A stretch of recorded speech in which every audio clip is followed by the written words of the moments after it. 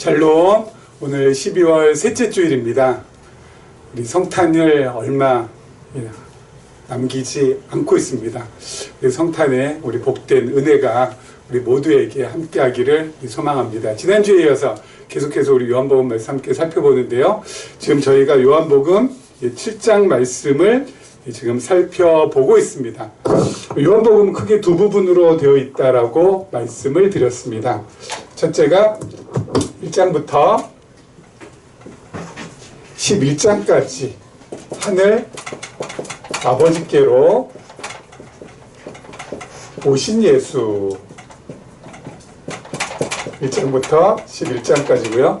그리고 두 번째는 하늘 아버지께로 가시는 예수, 그래서 12장부터 21장까지 이렇게 요한복음 크게 두 부분으로 나누어져 있다라고 말씀을 드렸습니다. 특히 우리 지금 요 7장을 하고 있는데 하늘 아버지께로 오신 예수, 이것은 크게 또 두 부분으로 또 나눠지죠. 먼저는 구속주로 오신 예수, 그리고 두 번째로는 생명과 빛으로 오신 예수. 지금 이 구속주로 오신 예수 1장부터 5장까지고요. 그리고 우리 생명과 빛으로 오신 예수는 6장부터 11장까지인데 이 생명과 빛으로 오신 예수 중에서 이제 크게 또 세 부분으로 나눠지죠.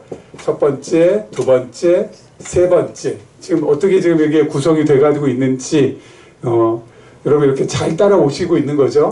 하늘 아버지께로 오신 예수인데 가장 먼저는 구속주로 오셨고, 그리고 생명과 두 번째 빛으로 오셨는데, 자, 생명과 빛으로 오셨는데요. 이 생명과 빛으로 오신 요 예수에 대한 요 부분, 크게 세 부분은 되는데, 가장 먼저는 생명의 양식으로 오셨다는 거.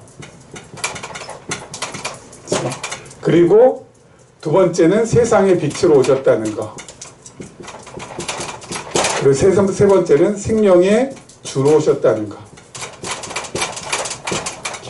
이렇게 나누어지거든요. 자, 그 중에서 지금 저희가 하고 있는 6장부터 7장까지가 생명의 양식으로 오신 예수에 대한 부분을 지금 하고 있습니다.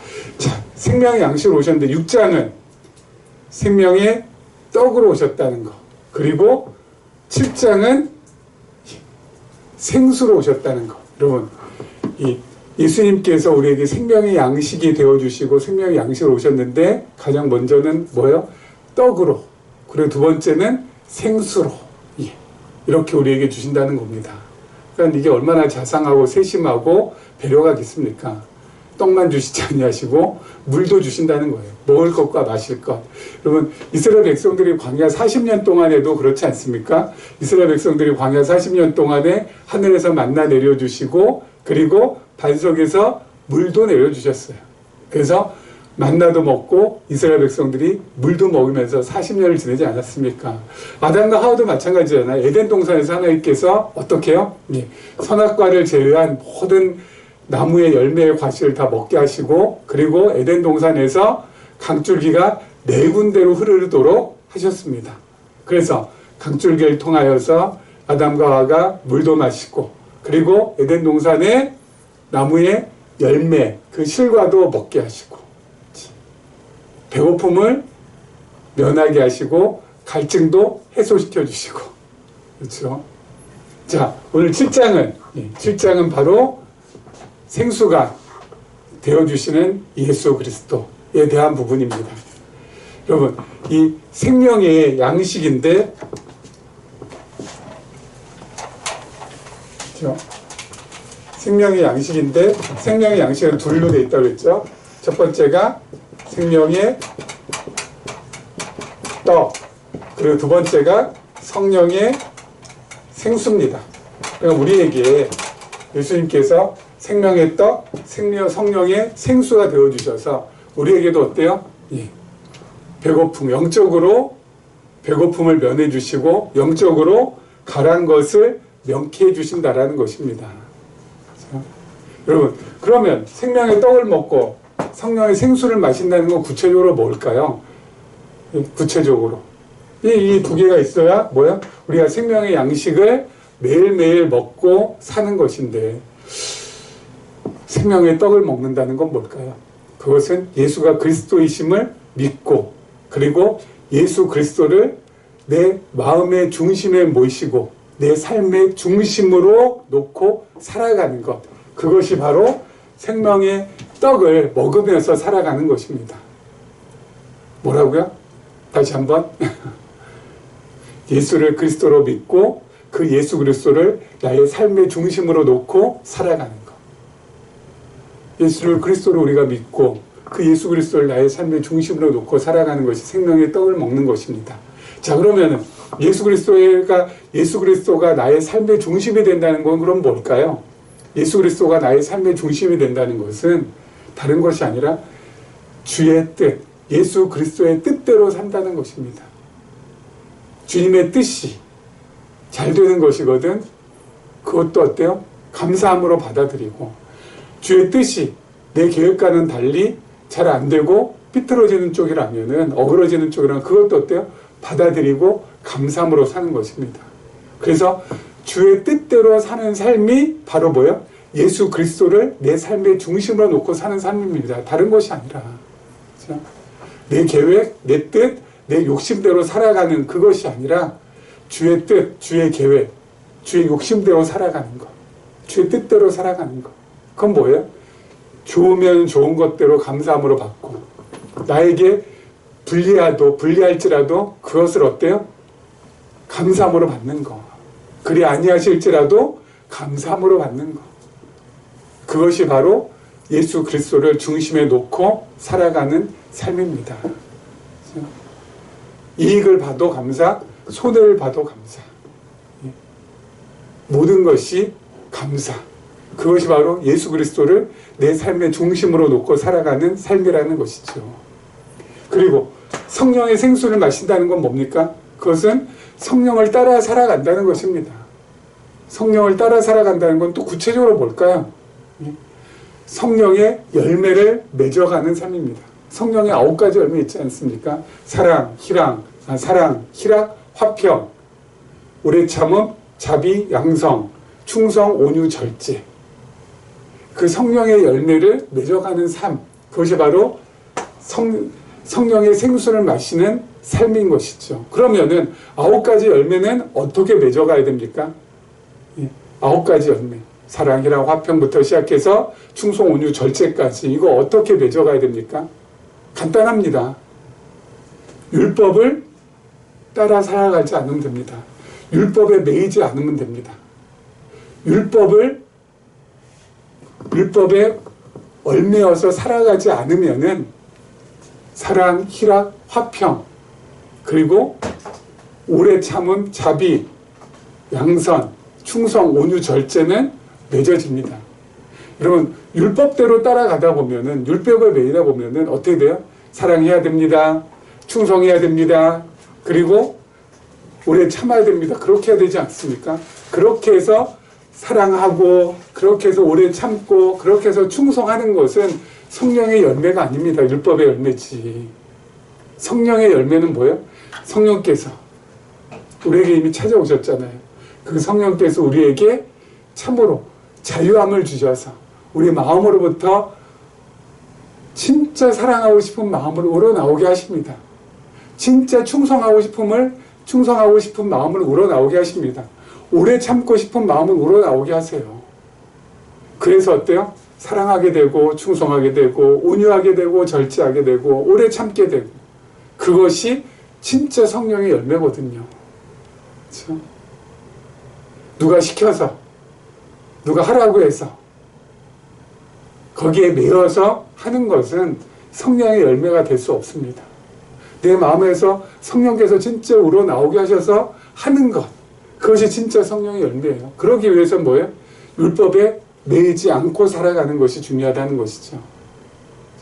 율법에 매여서 여러분 사랑해야 된다고 하니까 사랑하고 화평해야 된다고 하니까 화평하고 그것은 위선과 가식의 열매지요. 성령의 열매가 될 수 없습니다. 진짜 내 마음 가운데서 우러나와서 뭘 해야 되는 것, 내가 진짜 내 마음 다해서 하고 싶어서 하는 것, 그것이 뭐예요? 진짜 찐 성령의 열매가 되는 것이죠. 그래서 생명의 떡 우리가 먹고 성령의 생수 마시면서 매일매일 살아가는 것이 바로 우리가 생명의 양식을 잘 섭취하고 소화해내면서 살아가는 것입니다. 그렇죠? 기억하시면서 오늘 본문 말씀 보도록 하겠습니다. 37절 말씀입니다. 7장 37절. 명절 끝날 곧 큰 날에 예수께서 서서 외쳐 이르시되 누구든지 목마르거든 내게로 와서 마시라. 나를 믿는 자는 성경의 이름과 같이 그 배에서 생수의 강이 흘러나오리라 하시니 이는 그를 믿는 자들이 받을 성령을 가리켜 말씀하신 것이라. 예수께서 아직 영광을 받지 아니하셨으므로 성령이 아직 그들에게 계시지 아니하시더라. 자, 본문에 나오는 명절은 초막절입니다. 초막절. 초막절은 지금으로 치면은 추수감사절 같은 거예요. 1년 동안의 농사 지은 것을 잘 거두어서 곡간에다가 저장하고 하나님께 감사하는 날이거든요. 그래서 이 초막절을 수장절이라고도 합니다. 숫자가 거둘 숫자에다가 장자가 저장할 때 장자거든요. 그래서 수장절이라고도 하는데, 그래서 지금으로 치면 추수감사절 같은 그런 절기입니다. 하나님 앞에 감사하는 그런 절기. 자, 근데 수장절이라고 하지 왜 초막절이라고 했을까요? 초막절이라고 했던 이유는 바로 뭐냐면은 이 수장절, 초막절이 되면은 이스라엘 사람들이요, 집 밖으로 나와서 풀로 임시로 자기들이 살 집을 만듭니다. 거처를 만듭니다. 텐트 같은 거. 풀로 임시로 거처를 만드는 겁니다. 그래서 초막이에요, 초막. 초막이 풀초조에다가 장막 막자 아닙니까? 그래서 풀로 텐트 같은 걸 짓는 거예요. 그래서 거기에서 생활하면서 일주일 동안 하나님 앞에 감사하면서 지냅니다. 그럼 왜 이스라엘 백성들이 집 밖에 나와서 초막을 짓고 그 안에 들어가서 임시로 살면서 하나님 앞에 감사할까요? 그것은 이스라엘 백성들이 자신의 조상 이스라엘이 광야 40년 동안 하나님께서 보호해 주시고 하나님께서 은혜 베풀어 주셨던 것에 대한 감사, 그것을 기억하고 기념하기 위해서 그렇습니다. 이스라엘 백성들이 광야에 살면서 임시로 거처를 만들고 살았잖아요. 그런 것처럼 자신들도 임시로 거처를 이 풀을 가지고 집을 지은 다음에 거기서 살면서 하나님 앞에 감사하는 것입니다. 그리고 하나님 앞에 뭘 감사하냐? 이스라엘 백성들이 광야 40년 동안 하나님께서 어떻게 돌보셨어요? 하늘에서 만나를 내려주시고 반석에서 물을 내어주셔서 그것을 먹고 마시면서 40년 동안 거뜬하게 살지 않았습니까?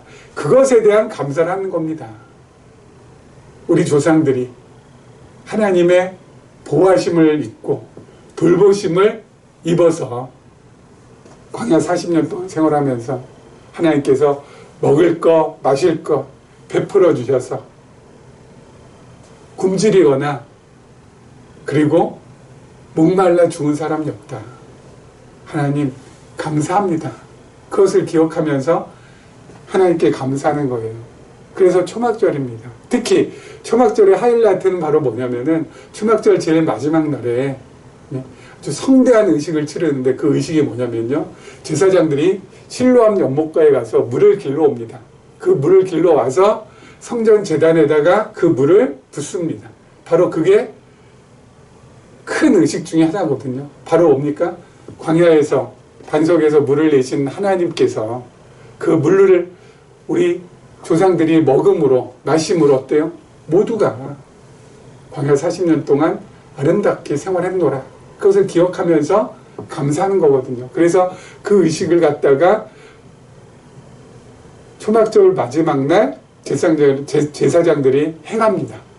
그런데 예수님께서 그 명절 끝날 그런 성대한 의식이 있는 그날에 뭐라고 합니까? 내게로 와서 누구든지 목마르거든 내게로 와서 마시라. 이렇게 말씀하십니다.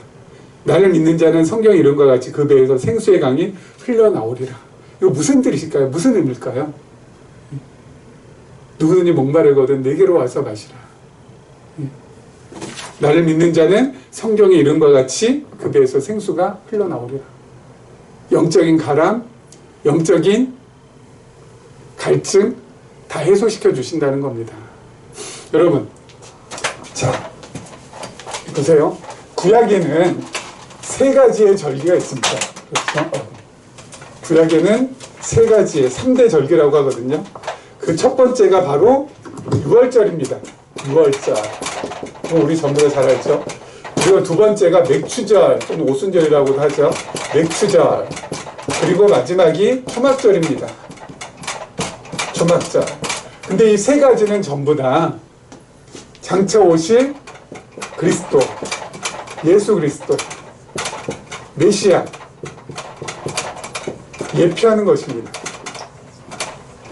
6월절도 그렇고요, 맥추절도 그렇고요, 초막절도 그렇고요, 전부 다 장차 오실 그리스도 메시아를 예표하는 겁니다. 그래서 6월절은 장차 오실 메시아를 예표하는데 어떤 메시아를 예표해요? 세상에 있는 모든 죄를 지고 죽을 어린 양 되실 예수 그리스도를 예표하는 거고요. 맥추절은 첫 열매입니다. 그렇죠? 보리 추수하는 날이거든요. 보리 맥자, 추수할 추자. 보리 추수는 첫 열매 추수하는 거거든요. 자, 이건 뭘 예표할까요? 예수님께서 부활의 첫 열매가 되실 것을 예표하는 것이고요. 초막절은 뭡니까? 초막절은 장차 영원한 나라, 생명나무의 과실이 지천으로 널려 있고, 그리고 생명수가 흐르는 영원한 나라의 거처가 되실 예수 그리스도를 예표하는 겁니다. 자, 이 예표하는 거예요, 전부 다. 이건 전부 다 뭐예요? 그림자입니다. 실체가 아닙니다. 누가 실체예요? 그리스도 메시아가 실체입니다. 자, 실체가 이제 왔으면은 그림자는 이제 더 이상 뭐예요? 필요가 없습니다. 그렇죠? 더 이상 필요가 없어요. 늘 말씀드렸잖아요. 여러분, 모델하우스, 아파트 짓기 전에 모델하우스 딱 보여주잖아요. 그리고 나서 그 모델하우스 가서, 아파트가 앞으로 이렇게 지어지고, 평수가 이렇게 있고, 또 저 평수 이렇게 있고, 이런 평수에는 집의 구조가 이렇게 되어 있구나. 전부 다 이제 우리가 확인하잖아요. 그리고 나서 이제 아파트가 완전히 완공이 됐습니다. 그러면은, 여러분, 이 견본주택, 모델하우스 필요합니까? 필요 없습니까? 더 이상 필요 없어요. 이거 부숴도 됩니다, 이제. 왜요? 진짜 아파트 들어섰는데 이게 왜 필요가 있어요? 여기가 이 모델하우스 들어가 살 것도 아닌데. 진짜 오셨잖아요. 예수님께서 이렇게 말씀하신 건 바로 뭐예요? 내가 왔다라는 겁니다. 구약의 백성들은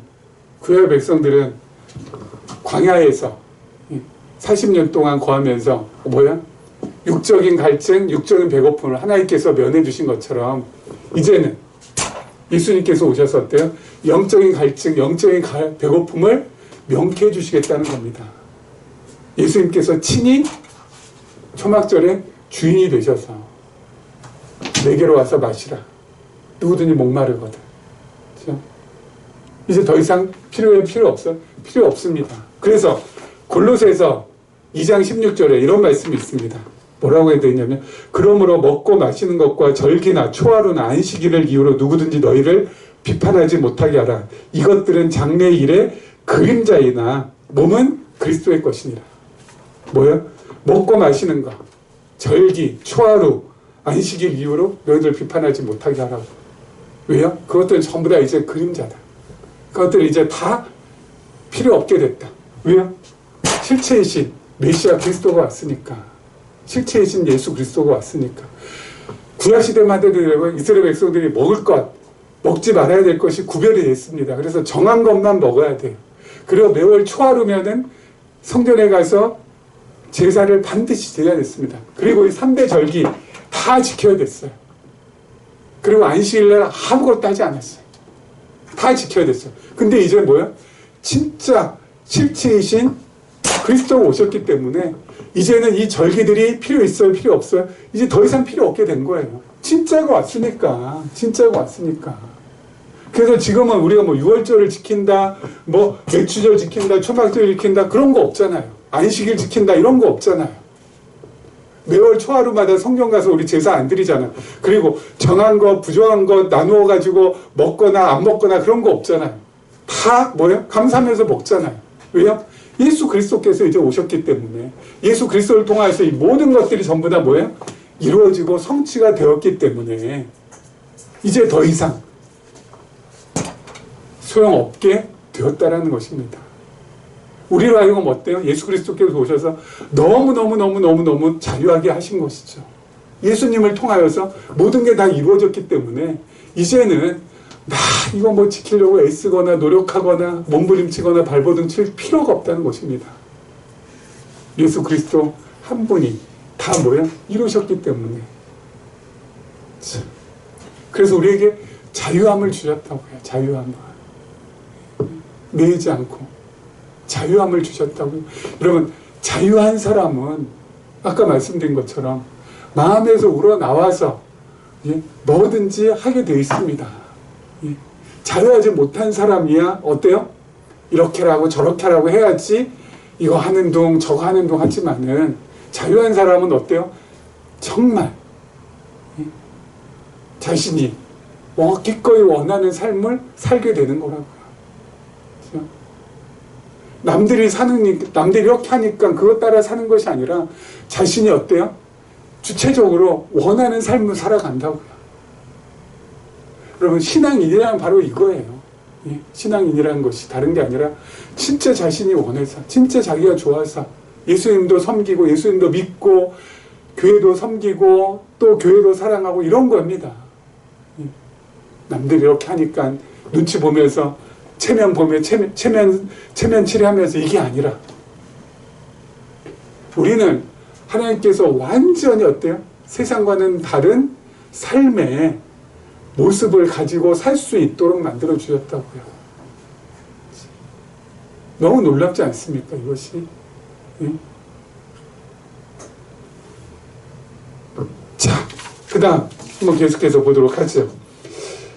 40절부터 44절 말씀까지입니다. 이 말씀을 들은 무리 중에서 어떤 사람은 이 사람이 참으로 그 선지자라 하며 어떤 사람은 그리스도라 하며 어떤 이들은 그리스도가 어찌 갈릴리에서 나오겠느냐. 성경에 이르기를 그리스도는 다윗의 씨로 또 다윗이 살던 마을 베들레헴에서 나오리라 하지 아니하였느냐 하며 예수로 말미암아 무리 중에서 쟁론이 되니 그 중에는 그를 잡고자 하는 자들도 있으나 손을 대는 자가 없었더라.